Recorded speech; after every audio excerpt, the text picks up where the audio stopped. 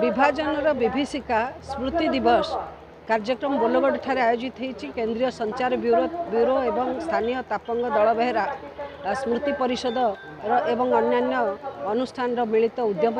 ये school college एवं समस्त प्रिंसिपल स्थानीय बुद्धिजीवी स्वाधीनता संग्राम रे आंदोलनरत थिबा बलिदान देथिबा से भली स्वाधीनता संग्रामी मानकर संतान संतति मानक उपस्थिति रे महासमारोह रे पालन होईछि।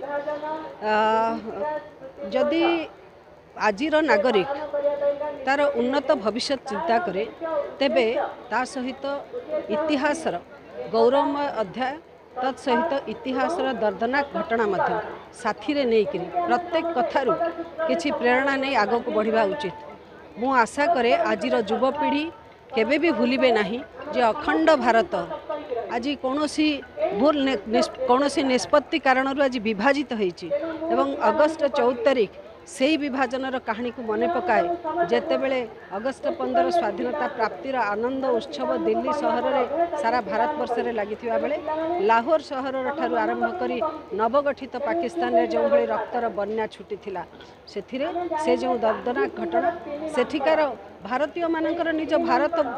निज देश प्रति जो ममत्व बोध से जीवन को बलिदान देकी लक्ष लक्ष लोक आसी पहुँचवा चेष्टा करछंती से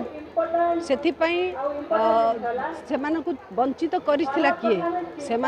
किए दायी एभली विभाजन पाई ए कथा को मध्य आजिर पीढ़ी जानिबा आवश्यक एवं आगामी दिन में एथिरु शिक्षा नेबे जे आमे एक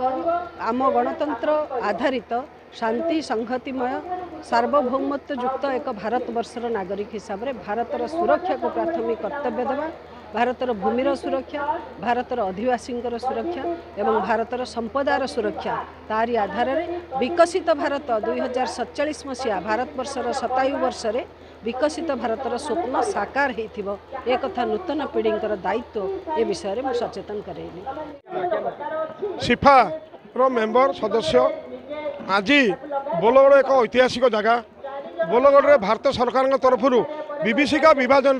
14/8/1947 मसीह जो होता भारत पाकिस्तान विभाजन विभीषिकार तार फोटोचित्र ये अच्छी। आज माननीय बाचस्पति श्रीमती शर्मा पाढ़ी मुख्य अतिथि भाव में एठाक आसी एठार कॉलेज छात्र छात्री माने एवं बॉयज हाई स्कूल छात्र छात्री माने गर्ल्स हाई स्कूल छात्री माने एवं सरस्वती शिशु मंदिर समस्त आचार्य गुरुमा एवं पिला मानकर बहु भल प्रदर्शनी करी और वकिल संघ सांबादिक संघ समस्ते आसी समस्त धन्यवाद दूँ। अवगत कले जो स्वाधीनता संग्रामी मैंने ये कालिया मंगराज जो फांसी पाई तारी उपरे पाइक संगठन सदस्य मैंने आज भी उपस्थित अच्छा तारी उपरे भारत सरकार आज यही जगह को बोलगढ़ एक ऐतिहासिक जगह बोली ओडिशार खोर्धा जिलार यही जगह फोटोचित्र पिला आगामी पीढ़ी सचेतन करने समस्त की फोटोचित्र प्रोग्राम आज रही।